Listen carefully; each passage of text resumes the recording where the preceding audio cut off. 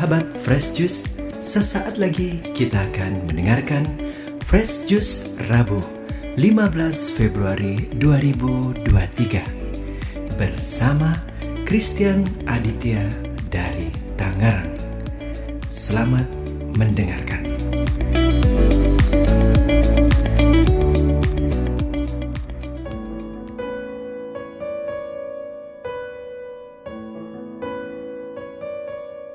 Halo sahabat-sahabat Tuhan Yesus, berjumpa lagi dengan saya Christian Aditya, legioner dari Presidium Ancilla Domini, Paroki Alam Sutra Gereja Santo Laurentius. Damai sejahtera dari Tuhan Yesus selalu beserta kita sampai selama-lamanya. Tak terasa ya, sebentar lagi kita akan memasuki Rabu Abu dan kita umat Katolik akan menjalankan retret agung. Pada kesempatan kali ini saya sangat bersyukur karena saya dipercaya kembali untuk mengisi renungan Daily Fresh Juice, dan sumber inspirasi pada renungan hari ini adalah Injil Markus bab 8 ayat 22 sampai dengan 26. Inilah Injil suci Yesus Kristus menurut Markus. Dimuliakanlah Tuhan. Pada suatu hari, Yesus dan murid-muridnya tiba di Betsaida. Di situ orang membawa kepada Yesus seorang buta dan mereka memohon supaya ia menjamah dia. Yesus lalu memegang tangan orang buta itu dan membawa dia keluar kampung. Lalu ia meludahi mata si buta dan meletakkan tangan di atasnya. Ia bertanya, "Sudahkah kau lihat sesuatu?" Orang itu memandang ke depan lalu berkata, "Aku melihat orang. Kulihat mereka berjalan-jalan, tetapi tampaknya seperti pohon-pohon yang berjalan." Yesus kemudian meletakkan tangannya lagi pada mata orang itu. Maka orang itu sungguh-sungguh melihat dan telah sembuh, sehingga ia dapat melihat segala sesuatu dengan jelas. Sesudah itu, Yesus menyuruh ia pulang ke rumahnya dan berkata, "Janganlah masuk ke kampung." Demikianlah Injil Tuhan. Terpujilah Kristus. Pernahkah kita berjumpa dengan teman atau saudara atau sahabat kita yang kelihatannya sudah sakit yang cukup parah, tapi dia juga nggak berobat? Nah, sebagai temannya atau saudaranya atau sahabatnya dari orang itu, kita berempati untuk menolong dia. Biasanya, maksudnya umumnya ya, sikap kita adalah mengajaknya untuk berobat kepada dokter yang kita kenal manjur dalam mengobati penyakit yang dideritanya. Dalam memberikan bantuan ini, kita dihadapkan dengan dua respon dari si sakit. Pertama, si sakit mau dan merespon positif, atau si sakit skeptis dan bersikap acuh tak acuh pada kesembuhannya. Dengan kata lain, sembuh ya boleh, enggak juga enggak apa-apa. Nah, sampai pada tahap konsultasi dengan dokter. Ya. Dalam terjadinya kesembuhan bagi si sakit juga dihadapkan dengan dua kondisi. Pertama, si sakit antusias untuk menjalankan proses pengobatan, atau si sakit malas-malasan dalam pengobatan. Ujung-ujungnya sembuh nggak? Sembuh. Tapi proses orang yang antusias dan mencari kesembuhan tentu akan lebih cepat karena dalam dorongan dirinya dia ingin sembuh.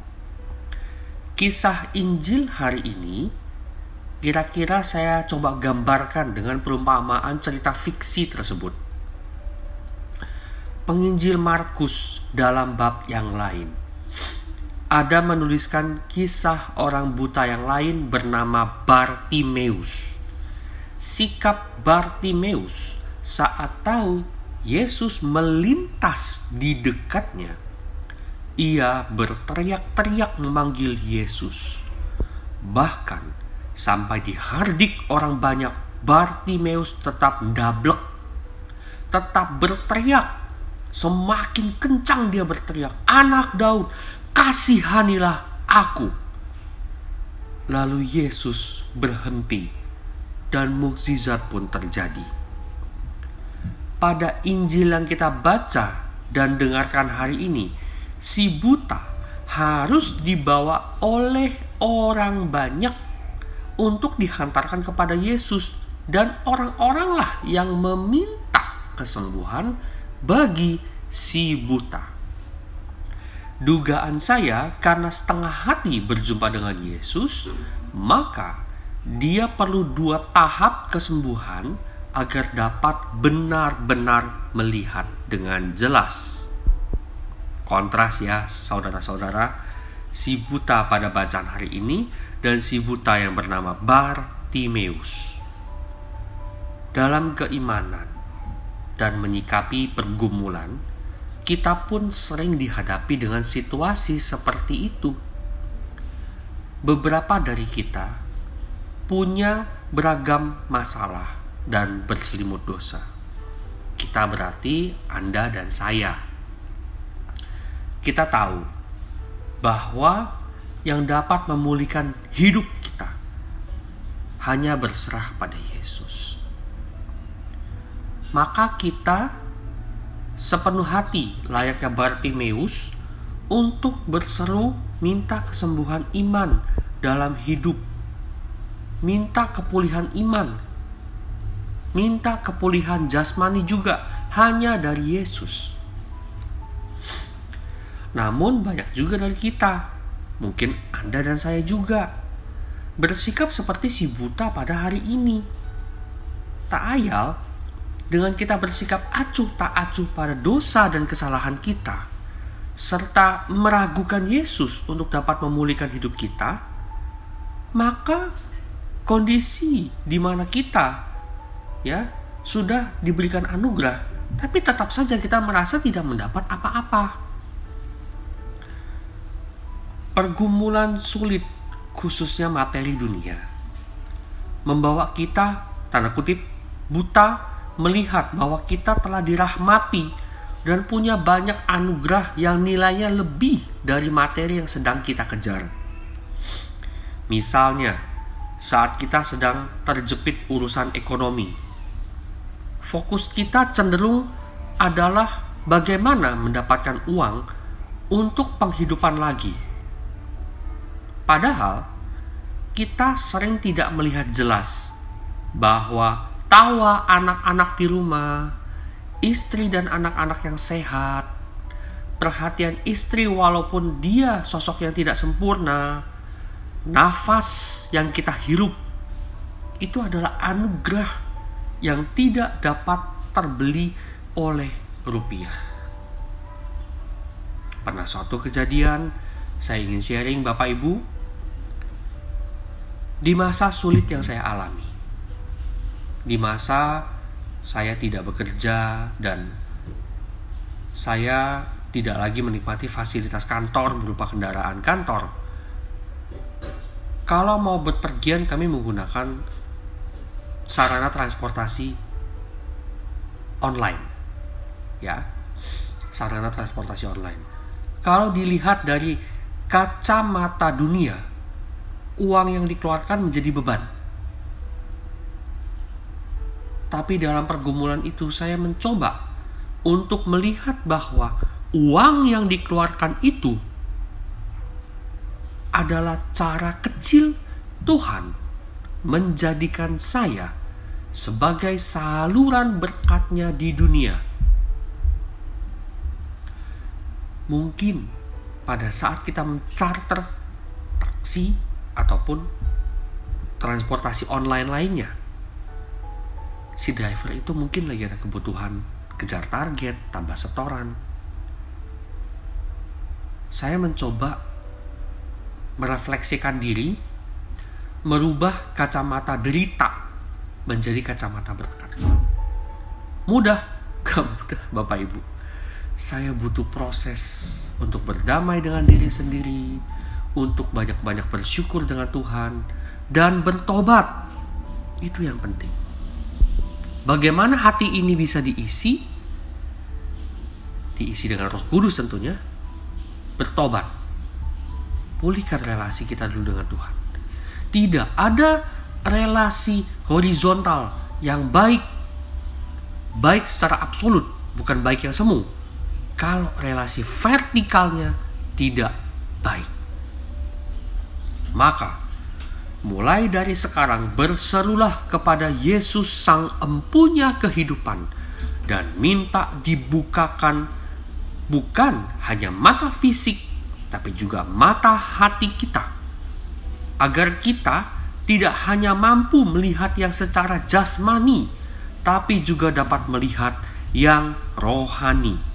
Khususnya dalam badai kehidupan ini, kita bisa menemukan Tuhan di dalam setiap pergumulan.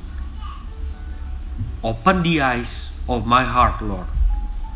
I want to see you. Amin. Marilah kita berdoa dalam nama Bapa dan Putra dan Roh Kudus. Amin. Bapa, dalam nama Yesus, kami bersyukur atas bacaan Injil yang kami dengarkan dan kami baca pada hari ini. Terima kasih ya Bapa untuk segala kebaikan dan rahmat cinta-Mu ini. Ya Bapa, kami bersyukur kepadamu karena dalam setiap pergumulan Engkau ada. Tapi kami suka tidak melihat keberadaan Engkau. Kami suka gagal paham dengan apa yang menjadi maksud Engkau. Ya Bapa, tolonglah kami untuk bisa mengaplikasikan hidup kami seperti yang diajarkan oleh Yesus Kristus Putra-Mu. Ajarilah kami dan tuntunlah kami tetap setia pada kehidupan ini dalam iman Katolik, dalam kepercayaan kami kepada Putra-Mu Yesus Kristus. Bapa, bantulah kami selalu sempurna di hadapan-Mu. Bunda Maria, tolong doakan kami orang berdosa ini. Salam Maria, penuh rahmat, Tuhan sertamu. Terpujilah engkau di antara wanita, dan terpujilah buah tubuhmu Yesus. Santa Maria, Bunda Allah, doakanlah kami yang berdosa ini, sekarang dan waktu kami mati.